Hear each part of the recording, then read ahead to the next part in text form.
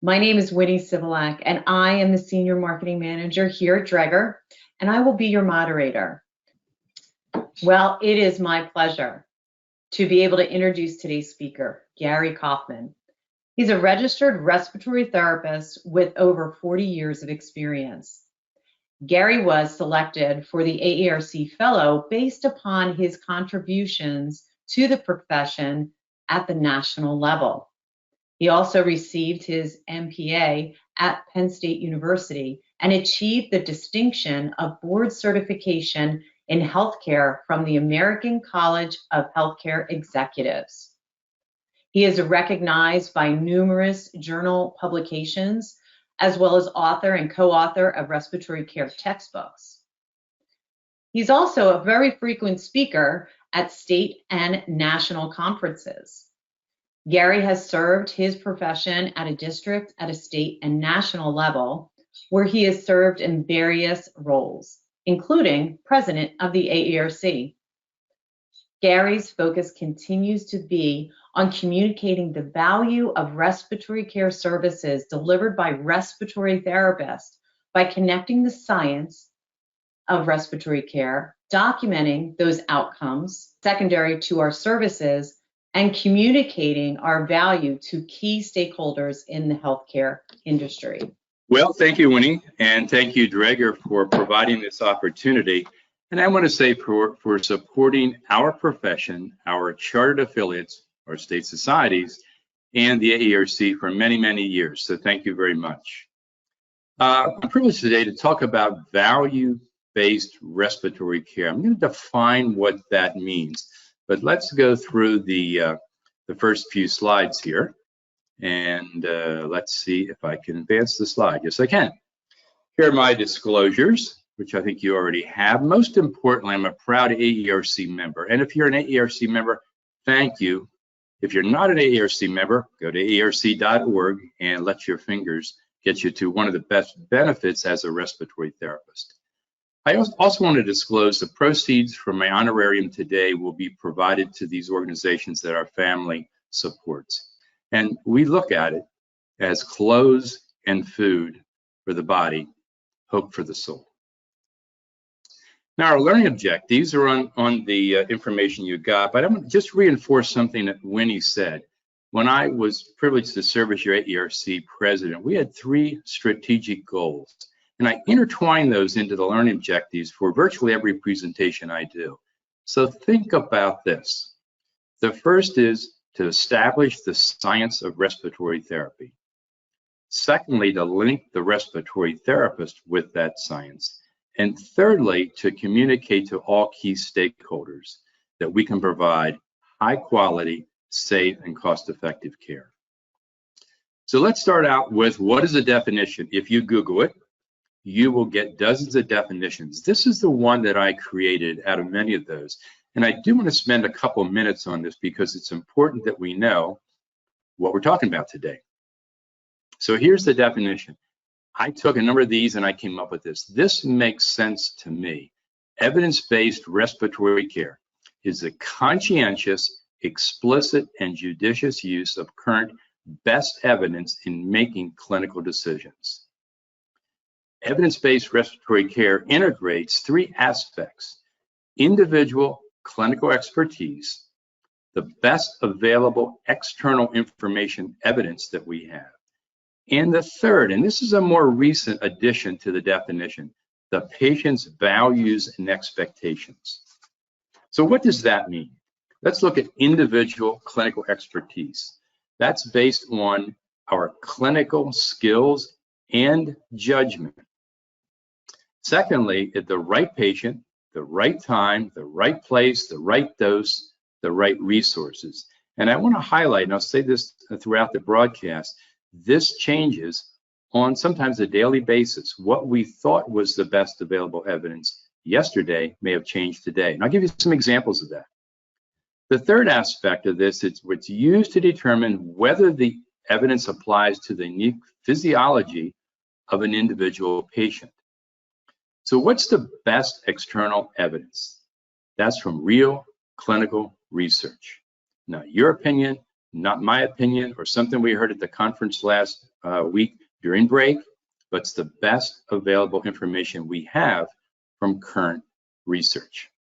It replaces what we call accepted or historical, or we always did it that way, that are evidence-based, that are either more effective, more cost-effective, or safer. Well, what's this third bullet point, the patient's values and expectations? Here's an example. We have a patient with COPD and acute respiratory failure. They may not desire an IV. A patient who has asthma, and I'm going to give props to Dr. Bowman, who said, we need to stop calling them asthmatic kids.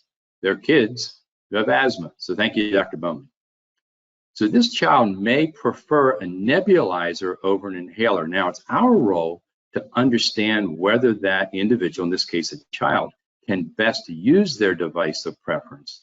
So we can't just say we're going to hand it over to the patient and let them decide. I was at a lecture and I heard someone talking about how do we make decisions. So I made up this slide, and it's certainly, you won't find it in a textbook or an article to write, but you know, a little bit of data I don't like. I don't want to make decisions. I don't like the data, so I'm not going to go along with it. Evidence-based medicine, maybe, but maybe we don't know what that is. New evidence, and the last is what I heard in a conference in 1980, and that's certainly not the way to make decisions. So let's talk about bias. In my reading and my understanding, there's two types of bias, and we need to think about each of these. The first is confirmation bias, seeing what we expect to see. I'm a fan of Tom and Ray Miazzi, the Tappet brothers. I listened to their podcast for many years. Sadly, one of them has passed. And in one of those episodes many years ago, they said that their particular brand and model of a car, and I won't say what it is, but they felt that those people that have that car are the worst drivers. And you know what? I started to see them on the road. So that's confirmation bias. It's not that it was true. In fact, I think it was a little test that they were doing. It's not that it's true, but you put that in your mind's eye, and that's what you start to see, the people that drive a yellow blank. So what's the second? Desirability bias. And that's seeing what we want to see. We need to be aware of both of these. And quite honestly, sometimes the definitions, you can't remember which is which, but not looking for what we expect and not seeing what we want to see. 2 years ago, the 4th edition of Respiratory Care Principles and Practice was published by Hess McIntyre, Bill Galvin, and Shelley Mishu. In one of those chapters, in full disclosure, I was a chapter author, but not in this chapter. In this chapter, Dean Hess talks about the hierarchy of evidence. And I'm going to spend a couple minutes on this because, quite frankly, I doubt anyone in this broadcast, nor myself, is a statistician or got up this morning saying, geez, Garry Kauffman is going to talk about statistics and p-values and interquartile ranges. I'm not. But I'm going to talk about some basic principles so that we understand best available evidence and we apply the best available evidence. So at the very bottom is the least powerful, and I use the word confident. In my practice as a respiratory clinician, I want to utilize the best available evidence, and I want to go up this scale, not start at the bottom. Let's start at the bottom. What's an unsystematic clinical observation? When I was a respiratory therapy student, I'll just say back in the day, our director of clinical education came into the lab and he had 2 test tubes of gunky stuff. Respiratory therapist is what we deal with every day. With gloves on, the first test tube, he shook, and dumped it in the lab sink, and it came out hardly. Glub, glub, glub. In a second test tube, he had a 5 cc bottle of a magic elixir. He poured it in there, shook it up, and when he tilted the test tube, it came out lickety-split. So what did we learn from that moment? That was unsystematic. It was an observation. The first thing I thought was, boy, whatever's in that little 5 cc glass jar, I want it for my COPD patients because it thins their mucus, but I was wrong. What he showed is at that particular time, at that particular location, in that test tube, was a magic elixir that made that liquefied secretions when poured into it, not aerosolized. So that liquid, you all know what I'm talking about, is N-acetylcysteine. Has it been shown to be effective in reducing the viscosity of secretions when directly instilled? And I'll suggest the evidence highly supports that. What about aerosolized? Not so sure. So let's pop up a couple. Single observational study. I went in to treat a patient, Mr. White, and I gave him a bronchodilator, happened to be Isoprel. It was that long ago. And I proceeded to give him an IPPB treatment. At the end of that treatment, his breath sounds improved. We didn't have a pulse oximeter. In fact, we had an ear oximeter. That box was the size of a Buick. I exaggerate, but not by much. And I noted that his SpO2 increased. I also noted that he was able to cough up, a whole bunch of stuff. So as a result of that, could I say that Mr. White improved? The answer is yes. That's a single observational study. Would I give Mr. White that same treatment 4 hours later? The answer is yes, I would.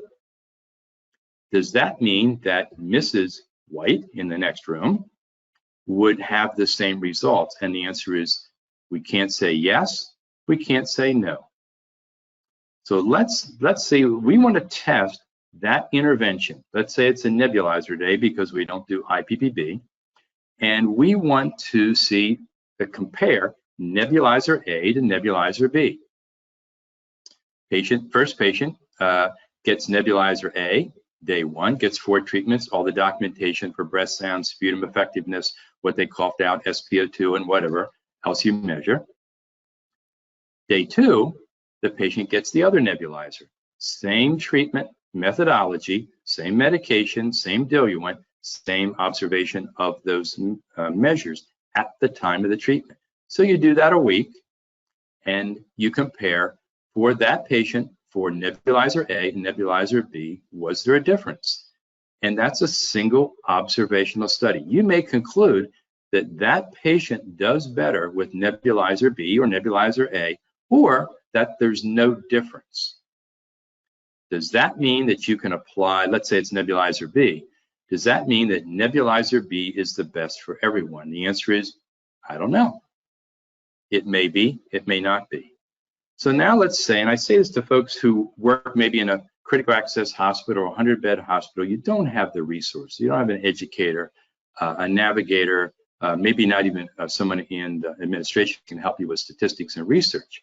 But what if a bunch of us, 10, 15, 20 departments got together, utilized the same procedures, the same methodologies, the same observational metrics, and we did that for 500 patients or 1,000 patients? That may take us 6 months, may take us a year. At the end of that time, what if we collectively, the data suggested that nebulizer B was more effective based upon the measures we had? Then we would have greater confidence. So this is a systematic review of observational studies. And for everyone out there listening, myself included, to say, I'm not a researcher, I don't understand statistics, but if we all got together and did the same thing in the same way, we would see, is there a difference? Whether it's a nebulizer, a heated wire circuit, a ventilator, NIV, high flow, whatever the intervention is. So what's next up that hierarchy of evidence? And single randomized controlled trial. Now let's go back. When we were doing nebulizer A, nebulizer B, that's with the same patient on alternating days. It wasn't randomized. So now let's say patient number 1 gets nebulizer A, patient number 2 gets nebulizer B. And we do that for enough period of time that the statistician says, we have statistical significance, either that one is better than the other, or maybe there is no difference between the two. So that's randomized. The highest level is meta-analysis. So now we take all those studies, and the researchers look at this with common methodology and say, we now have the highest level of evidence. Most of what we do is not the meta-analysis of our CTs. In fact, some of our interventions are not ethical to withhold. I heard Dean Hess give the Egan lecture a couple years ago at Congress, and I remember distinctly he gave an example of mechanical ventilation. Patient A comes into the ED, not breathing, they get a ventilator. Patient B comes into the ED, not breathing, you withhold life support. We just simply wouldn't do that. So what's important to understand is someone says, well, that's not the RCT level, or not a meta-analysis randomized controlled trials. Many of our interventions will not be at that level. What's important is to use the best evidence available. Now, how do we package that best evidence? In my experience, my observations, my personal research, protocols are the tool in which we embed the best available evidence. So what are the outcomes of protocols? They are what you see on the screen. Assure quality, align resources, improve patient satisfaction, reduce cost, eliminate waste, and interestingly, even can improve RT satisfaction. So let's look at some examples of this science. Not a week goes by where someone doesn't post or email me or call me, hey Gary, I need a protocol on bronchopulmonary hygiene or ventilator liberation. I say aerc.org because that and that and that, I get tired of copy and pasting. There's so much evidence we have today, not just in the AERC, but in other peer-reviewed journals, that it's there. We need to apply, and I'll talk a little bit about what we need to do to engage stakeholders to utilize the science we already have. Now, what's the definition of a protocol? If we accept that protocols using the best available evidence, the highest up that hierarchy of evidence, what's the definition of protocol? Again, Google this and you'll find as many examples and definitions as you have toes and fingers, and probably a lot more. Here's what I have found to be a simple definition. It's a respiratory care plan that's designed and developed with input from physicians and other key stakeholders, as approved by the organization's medical and administrative leadership. The key points to me is it's a multidisciplinary team. It's not just therapists who go in a room and write a protocol and say, this is what should be done. It's engaging physicians and nurses and quality assurance, performance improvement, finance, customer service, an executive, a patient, as it makes sense. That's the key stakeholder group. Now, I suggest that for them to be implemented to get the approval of medical and administrative leadership, whoever that might be in your organization. A lot of times it's med exec committee, and administrative leadership is someone in the C-suite or someone's in the C-suite. Why do we need respiratory care protocols? I spoke at 2 state meetings in the last 2 weeks, and I asked by show of hands, how many have a protocol? Not are protocol driven, but how many have a protocol? I'm here to tell you, less than half the hands went up in the room. That's the science in which we embed evidence-based care. So why do we need it? It prevents or reduces the misallocation of respiratory care. Jamie Stoller, Lucy Kester, and Rick Ford, and others have been talking about protocols, not for a year, not for a decade, but for 30+ years. And what's misallocation? Care that's given, but it's not needed. Care that's needed, but unfortunately, not given. So we're providing care in some cases for a patient that doesn't have clinical indications for that therapy, or the device has not been validated, and we're taking time away from the patient down the hallway that needs it. The second is improve the quality of care. It's the right care at the right time. I'm going to talk about lead and lag measures later, but going back to that breathing treatment, did we improve that patient at the time of care? Yes, we did. SpO2 went up, they coughed up a bunch of stuff, the lungs sounded better, and they perked up. And they might even say, thank you, Mrs. Smith, respiratory therapist. Did that decrease their length of stay or decrease mortality? The answer is no. You'd hope that would contribute to. So what we need to think about is our lead measure improving at the point of care is not the same as a lag measure. I'll talk about this 3 times. The third is cut costs. As anyone, even pre-pandemic, not heard from administration or executive or consultants, we need to reduce cost. The answer is we've all heard it. The answer from us is cutting costs that don't affect safety and quality and patient satisfaction. The fourth is protocols improve staff satisfaction. Those therapists that utilize protocols, and I'm going to suggest a term to you, it's a mouthful, patient-focused respiratory care protocols. Why did I come up with that? Because I've been using RT-driven protocols, and I think that puts us in the driver's seat where it should be the patient. So I'm going to suggest, if you'd like to join me, patient-focused respiratory care protocols. Now, it doesn't have an easy to say acronym or abbreviation, but protocols that have the patient in mind will improve staff satisfaction. I think last, this is my opinion, is it better positions us as physician extenders, not just techs completing nebulizer therapy. I put this slide up, and if you wonder why is that fuzzy, it's a digital picture of a slide that I had many years ago. Yes, I could have gone to the resource, and yes, I could have made the slide prettier, but I wanted to reinforce we have evidence, we have hard data from decades ago, in fact, 30 plus years, that some orders are not appropriate and they're not being judiciously applied by using science and protocol. So I won't read all the numbers, but look at this. This is the foundation that we need to talk with our medical and administrative leadership. We've got data going back more than a few years, and here it is. Now let's look at some more data. What is the impact of protocol? I pulled up 4 examples. There are dozens, actually. Rick Ford, his team in 1996 said, when we implemented protocols, we found out that over 60% of the physician-directed orders or provider-directed orders did not meet clinical indications. They used nebulizers and chest physiotherapy. Shapiro, 61%, Zebrak and team, 58%, and Hart and team, 48%. Reduction of 48% inappropriate down to 11% when protocols were applied. There's the impact of protocols. So let's just pause in this, get a sip of water. Did that matter in the 90s? Absolutely. We had a tremendous growth of our service need, and we had trouble keeping up pace. Fast forward to 2019, we're still in the same boat. Pandemic has changed a lot of things.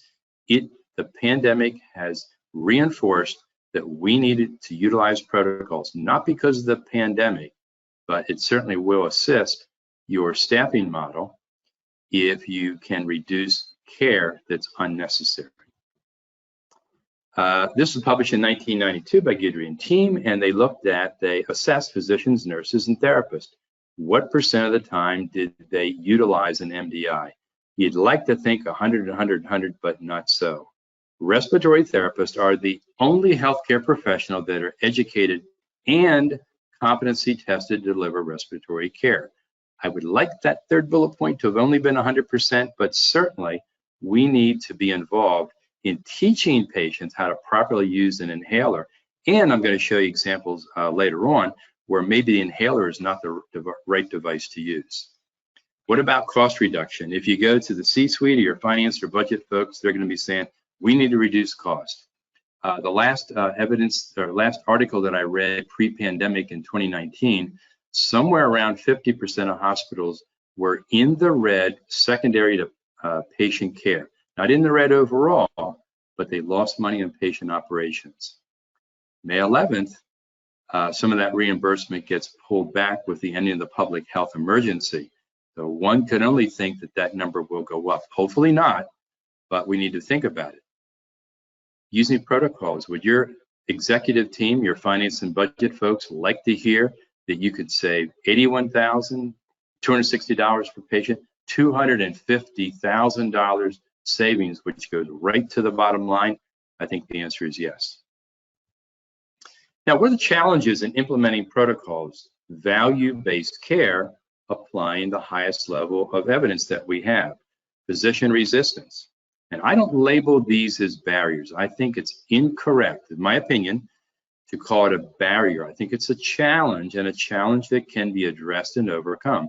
Why would physicians not want respiratory therapy to use protocols? You know the answer. You're already thinking about it. Together, we need to educate physicians. It's easier. It saves time. They don't have time because of increased requirements for documentation in the EMR. We can, if you trust our value, if you trust our education, if you trust our communication, and let's set up a pilot, and you can work with our team, and you'll see we actually apply science. RTs lack training, we can get it. The folks of you online today, it's part of your training. Books and articles and conference, whether in person or virtual, we can, if we lack the training, we can get the training. We've got the protocols, they're downloadable from the web, from the AERC and other sources. It's a matter of us training ourselves to utilize them. The third one, I'm going to give you an example and ask you just to pause on this. If we provide less therapy, will we need the same number? I'm going to suggest yes, but in different roles. So if I'm a night shift therapist and suddenly we had 25 on nights and now we're down to 24 because we're not doing therapy that didn't need to be done, why not take that person and put them in an RT navigator role, or pulmonary function, or pulmonary rehab, or home care? And I'll give you examples where all of these are value-added services. Now, if we misuse anything, we can get adverse outcomes. To be complete, I have it on the slide, but we're scientists, we're good clinicians. That shouldn't happen. Will there be a negative outcome from a protocol? Absolutely, the same as there would be if we didn't have protocols. We need to consistently adhere to the process, and we can audit that ourselves to make sure we're following the process. Protocol is not based on best available science. I'll give you some examples today and suggest go back to your team and start digging into this. And again, you have my contact information. I can help you for free as a friend and colleague to find the best available evidence. The last one, and I say this as the project leader for the AERC Safe and Effective Staffing Guide. Gary, all well being, we don't get productivity when we do patient assessments, initial and subsequent. Well, the AERC Safe and Effective Staffing Guide has numbers for that: 20 minutes for the initial, 10 minutes for the subsequent. And that's from a national survey, statistically validated by a third party. So here's the recommendations. Do the research. The very first person you need to get involved, your medical director. If she is not involved, stop. You got to get her involved. Educate, engage. Engage all key stakeholders. Who might they be? Physicians. But physicians? What? Pulmonologists, intensivists, hospitalists, infectious disease, nurses. Who might nurses be? ICU, med-surg, ED nurses, nursing administration. That stakeholder list needs to be filled out with everyone who could possibly have any involvement with your practice. Start small with a pilot. You say, I can't tackle my 800-bed hospital. Pick a wing. Start small, show that it works. Base your protocols on best available evidence. Select a procedure of volume impact. If you do procedure X 3 times a year, don't go there. Just don't start there. Take something that has an impact. Educate and competency test your RTs and show that to everybody in the team, and PDSA, because that's how we get better. Now, here's some of many examples of evidence-based respiratory care. Non-invasive ventilation for COPD exacerbations if they need it, lung protective ventilation, ventilator liberation protocols, and many more. But what about this list? These are procedures that are customary, historical, but do we have evidence? And I'm going to suggest the answer is no. Is there procedure for, or is there evidence for incentive spirometry? Should we be bronchodilating everybody who's intubated? What about IMV? We did it in the day. We said it seemed to work. It worked. Maybe it worked. I'm really sure it worked, but there's no evidence that it did. And certainly, if you have ARDS, you don't need albuterol or other pharmacologic agents necessarily. 1996, Jamie Stoller at Cleveland Clinic and team said that protocols make a difference. They contrasted them, protocol clinical protocols versus a directed physician order. And what did they find? It's an effective strategy to allocate our services appropriately and conserve costs. What about outside the hospital? And here's where we need to be looking. This was published in 2013, and I've seen additional research, and in fact, I'll show you a couple for telemedicine and also home-based care. But the bulk of our research really is within the four walls of the acute care hospital. We need to be looking outside of those four walls. Particularly, that's going to be, my opinion, my observation, where we're going to see job growth in LTAC, in skilled nursing, in home care, in physician clinics, and the one I'm going to show you in a bit, how respiratory therapists make a difference when they're in the home caring for patients. So let's look at some examples. Do we make a difference? And the we is nurses and therapists. So this study looked at, is there a difference for ventilator liberation when the order is physician directed versus an RN and RT team? And I want to underline RN and RT. We don't go it alone with a lot of our care. We need to look at our partners and work together to see that RN, RT wing team, as or what you may call them, or ventilator liberation team. And what did they show? This was published in Critical Care Medicine, a peer-reviewed journal. The patients are randomized, and what were the outcomes? The median duration of mechanical ventilation was 35 hours for the protocol group versus 44. You might say, it's only 9 hours. That's a significant improvement from 44 to 35. Secondly, I think of my grandmother, rest her soul. That's 9 hours that she doesn't have a tube in her throat. It's also 9 hours that will help that patient move out of ICU to transitional care, maybe directly to med-surg unit. The rate of weaning was better with the protocol. Now, the third bullet point we need to think about, maybe we were faster, maybe we had a higher wean rate, but what about mortality? The mortality rates were similar, and the cost savings are what you see at the bottom. So safety, quality, patient satisfaction, family satisfaction, improvement in cost, and you're freeing up ICU beds that are direly needed more quickly. Article, full disclosure, that Rob Chapman, Rick Ford, and I wrote and published in Respiratory Care in 2021 said, what is this value efficiency thing? Aren't we just being gauged on how efficient we are, how productive we are, how many breathing treatments and ventilator checks and that? Please stop calling it a ventilator check. That's not what we do. We've never done that. We assess the patient, the ventilator. So PVA, patient ventilator assessment, whatever term you want to use, that's value.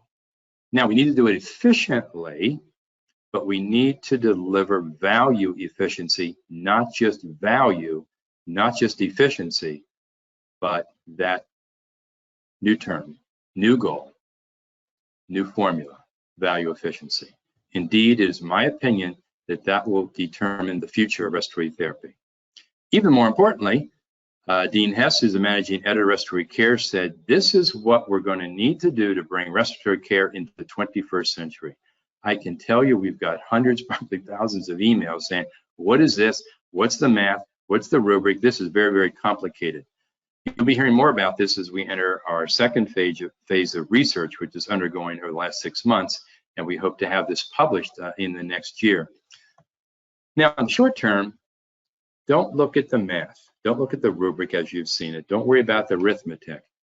What I believe value efficiency is simply this: providing evidence-based respiratory care efficiently. If we can do that using evidence and practicing efficiently, we will be subscribing to the basic tenets of value efficiency. Now, here's an example. Matt Pavlichko, who was the RT director at Lancaster General Hospital when this study was done, talked to me about the rubric, and I gave him that. He applied it in their organization. Their team applied it, and what did they discover? They discovered that they did not need 8.6 FTEs of respiratory therapists, providing the bronchopulmonary hygiene treatments that were ordered.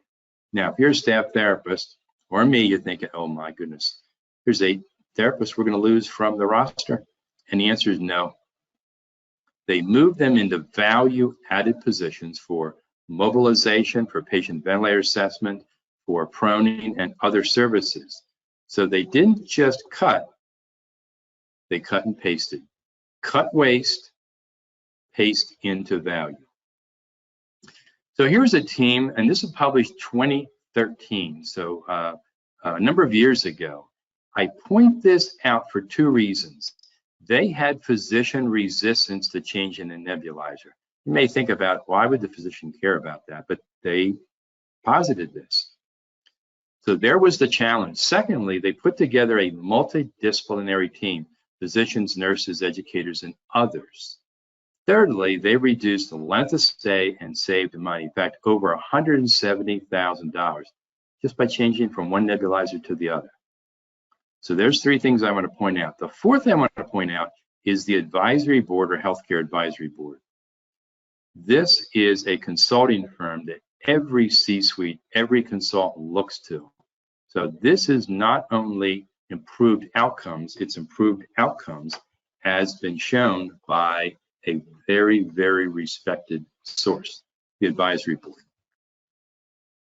So I've been talking about medical outcomes. What about surgery? This group said, I think there's something that we're missing. And I wasn't part of it. I'm paraphrasing if I were part of the research. But is there anything we're missing that we could reduce post-op pulmonary complications? And what they focused on was airflow limitation. So they screened the number of patients you see on the slide. 11.4% had airflow limitations. What does that matter? Absolutely. They had a higher risk of ICU admissions and a higher risk of 90-day readmissions, secondary to the post-op pulmonary complications. What does it mean to us? Better safety, better quality. And here's a new value-added role for a respiratory therapist: to screen patients at risk, identify them, care for them, and put them in a protocol to reduce post-op pulmonary complications. Good science in medicine and in surgery. Now, if you remember that slide where I said that respiratory care protocols improve job satisfaction, Metcalf and team at Cleveland Clinic in 2015 looked at, does it make a difference for the RT? So they had a test that they administered to the staff, they implemented protocols, time went by, and they redid that test. That survey, I should say. What changed? Job satisfaction went up, turnover and tension went down, and job stress went down. 2015, we didn't hear anything about COVID-19 in those days. This was them saying, is there a difference for our staff? Will it help them feel better about their job? What's turnover and tension? I had to Google it when I read this article. That is, I want to leave, but I can't. I've been here 20 years. I've got a greater pay than I get down at the other hospital, or finally I got day shift, or I only work 1 out of 3 weekends or whatever. In the respiratory literature, I'm not aware that there's any correlation between that and patient outcomes. But if you look at the nursing literature, nurse satisfaction, stress, and turnover and tension have been shown to have negative outcomes in a variety of domains. I'll suggest, if we're nursing, why not us? Now I'm going to pause, take a sip of water. Who could be a key stakeholder in your protocol implementation team? HR, finance, physicians, nurses. Yep, to all those.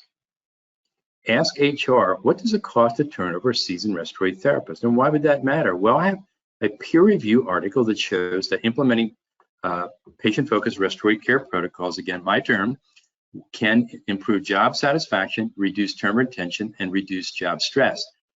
I got to believe that that HR professional will say, bring it on, let's get together. That person needs to be on the team. That person can help get your protocols approved. I read this article, Respiratory Care, in February 2021, and I was very disappointed. In fact, this is back when we had paper respiratory care journals. And I was sitting reading one night and I just dropped it to the floor. Why should we be upset? Not with the folks who did the survey. They pointed out only about 25% in their study were respiratory therapists involved in determining supplemental oxygen needs for the patients. That is not science. That's not using the best educated and competency tested individual. Nothing against social workers, nothing against DME, nothing against physicians, pharmacists, and others, but that should be 100%. We are the best educated, only competency tested healthcare professional to deliver respiratory care protocols. And the last time I looked, oxygen is a drug, and we need to own this. If we're not involved in determining what the patient needs at rest and exercise and sleep, and do it in a consistent way, if we're not involved, who is? This is research that was done by Dr. Chi Lo, a good friend of mine, Jill O'Hare, my former medical director. Props out to her. And what they looked at is, does it make a difference for patients with COPD being discharged with the device they get? So let's go to the top. The 2017 GOLD guidelines, again, these have changed a couple times, but when they did the research, the inhaler device has to be tailored based upon access, cost, prescriber, and the patient's ability and preference. We'll get back to that, why that's important. For DPIs, we know, and this is dependent upon each DPI, but somewhere between 35 and 45 liters per minute negative inspiratory flow. That's what's needed for the patient to get the medication.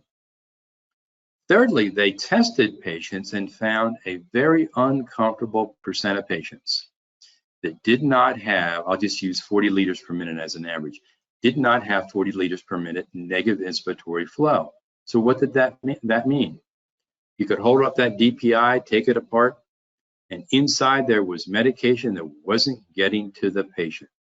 So what they did is patients who didn't meet that target, that they would discharge them on an effective compressor nebulizer combo. And I want to underline effective nebulizer compressor combo, because you need a compressor and nebulizer that have the ability to deliver the vast majority of the particles in a heterodispersed manner to the patient. We can't be using these little, what I call aquarium pump compressors. So we need to talk to the DMEs, we need to talk to the docs, the nurses, the social workers, and here's the evidence. And this, if anyone has any interest in this, please contact me. I can connect you with the persons. What about pulmonary rehab? We're not supposed to practice based upon, in my opinion, because it's just my opinion, but I'm telling you, in my 40 plus years as a respiratory therapist, pulmonary rehab is the best tool in the toolbox and should be utilized. So here was a study that they looked at 558 patients, had 5 outcomes. And I want to stop after number 2 and 3 and talk about 4 and 5. So what did this group find? The participants could walk farther, faster. That's bullet point 1. Bullet point 2, their SGRQ dropped about 10 points. We love that. I'm here to tell you that non-clinicians don't think that that's important or won't accept it as an appropriate outcome measure. In fact, it is, but they're not going to write you a check for pulmonary rehab or a therapist. Well, let's look at number 3. ED use remained the same. And what's important is that for someone to say, yes, the patient went to pulmonary rehab, but they've been in and out of the ED more than ever. And that's not the case. Now, bullet points 4 and 5, here's the value. Here is that 2 lag measures. Their admissions reduced 20% in a 12-month period, not just 30 days, 12 months. And lastly, and this is a bullet for a whole other lecture on social determinants of health. Patients who decline pulmonary rehab for logistical reasons, travel, can't afford the copay, maybe English isn't their first language, don't have another person to help them get to the pulmonary rehab area, had a 40% higher risk of hospitalizations than those who completed the program. Important to understand lead measures, lag measures, safety, quality, patient satisfaction, and ultimate cost to the system This is a great study to have in your toolkit. So what about asthma? This group said we can do better. They assembled a multidisciplinary team of certified asthma educators. If you're interested in this, you can Google it. I highly recommend it.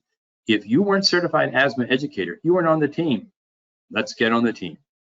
What they did, they selected patients that had 2 or more hospitalizations and or ED or urgent care visits in the last year. They provided them with 30 minutes of face-to-face education, went over their educations, their asthma plan, and they followed up with resources to address the barriers that they found in the past.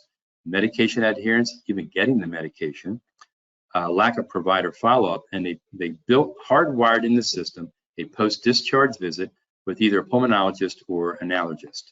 What did they get? Everyone before the protocol was in the hospital or in ED urgent care dropped to 38%. Safety, quality, cost. Well, what about mobilization? There was a study done in 2008, a repeat in 2012, and this was the most recent study that I had seen. Does it make a difference? Absolutely. Does it take extra time? Does it take RN and RT and maybe an assisted person that you don't have time for today? How do you pay for that time? Well, you mobilize patients according to this study. They reduced the time on a ventilator from 7.5 to 4.7 days. That's important. They reduced time in the ICU from 9.9 days to 6.9. There's where you have the finance to pay for the staff. Simply, good medicine, right time, right place, right providers, right way, improves safety, improves quality, and decreases cost. Well, what about respiratory therapists and disease management? Here's a study that showed when a respiratory therapist leads the disease management program for individuals with COPD, what happens? They decrease their COPD readmissions significantly, about 30%, 28% before, 21 later. That's about a 30% improvement. They decrease median hospital stay, 8 days to 5 days. What does it cost in your hospital for a day in your medical surgical units? Do the math. There's where you get the finances to fund a disease management program. They decreased total inpatient days from 523 to 306. Again, do the math. They decreased ICU days from 53 to 17. What does it cost a day in your ICU? Now your charges, they don't matter with some exceptions. What does it cost? Better safety, better quality, therapist, disease management program. Patty Silver, Maren Kauffman team showed us in 2017. Now here's a research study, full disclosure, I was one of the 5 researchers, and we looked at, does it make a difference if a patient gets this OPEP device? And the answer is yes. For COPD patients receiving this device, their exacerbations drop statistically and dramatically. The reason I use this is not because I was involved with the study, but our role cannot stop when the patient is discharged. Our role can't stop with the last breathing treatment. We need to follow that patient outside the hospital, and there are many ways to do it. Here's one of them. Just last year, this article was an abstract in respiratory care and the impact of home respiratory therapists. Did we make a difference in 30-day readmission rates for individual COPD? And the answer is yes. Look at this. Readmissions in 30 days dropped from 22 to 12. 60 days, it got even better. 90 days, the reduction was even greater. Where do you get the finances to fund a respiratory therapist going into the home? Here's the article that has the evidence. Right care, right time, improves safety and quality and reduces cost. Now, in summary, I'm going to leave some time for questions that came up in the chat. I'll take a couple minutes about this. You heard me say, first step, got to be your medical director. She needs to be educated, or he needs to be educated and engaged. Some number of people said, nah, my medical director, they just come around once a year to electronically sign the PNP for Joint Commission or whatever deemed assessor, surveyor you have. I don't see in between that. That's our job. If we can't engage the medical director, we're not doing our job as respiratory therapists. I say a clinician, an educator, navigator, a team lead, shift supervisor, manager, director, whatever our role is, if we can't engage our medical director, that's on us, and we got to do it. Step 2, get the right people around the table. While we might select a product, a nebulizer or ventilator on our own, I'm suggesting that's not the best approach to do it. Make a list. I'm a paper guy. I have my pen right here and a piece of paper. Who might be involved in a home respiratory-based program? Well, my medical director, my administrator, finance, budget, nursing, performance improvement, quality, perhaps if we have a hospital-based pharmacy, how about someone from the DME? How about a home health nurse? Maybe the local commercial payer. Assemble those people, that's the team. I promise you that a multidisciplinary team will have better outcomes, and it's just going to be better for the process. No one can say, well, did you think about this? Yes, we did. We've got the team. And the first step of putting that team together is to ask the team, who are we missing? They need to be at the table. If you have the team, common and consistent education of the team, and then beyond the team, the stakeholders. Why would someone, let's just say a finance person isn't on your particular team for ventilator mobility, should be, I might add, but to take the data to finance and say, we need more RNs and RTs to mobilize our patients. But here's the science that shows that our clinical outcomes, reduce time in the ICU, reduce time in the hospital, and Mr. Finance Director or Ms. Finance Director, overall lower cost. But we need upfront money for those nurses and therapists and maybe an assistant person in order to give you the higher return. So never let someone say, what's it cost? And I'll suggest, and those of you who know me say, I don't answer the question. The question is, what's it worth? If we need to hire 5 more nurses and therapists to mobilize patients, and that produces better clinical, better safety, better financial outcomes as a net, it's not what it costs, it's what it's worth. Develop a plan. And folks will say, hey, I've got a meeting next week. Can you give me a protocol? I can, but I'm not. Reschedule that meeting for 30 days, 60 days, maybe 90 days. Get the plan together. Make sure everybody has physically or electronically signed off. Many times, and I'm so guilty of this, even to this day, I think I got a great idea. Let's do this and let's see what happens. Good things will happen. Well, that's the wrong way to do it. The plan needs to start with the end in mind. What are the objects of our ventilator patient mobility program? In fact, it's not ventilator mobility. If I said that, please accept my corrections. It's a ventilated patient mobility program. Tube out, off the vent, out of ICU, out of the hospital, fewer VAP instances, decreased cost. Those are your outcome metrics, your lag measures, your outcomes, your goals. We need to make sure that the plan includes how we're going to measure this.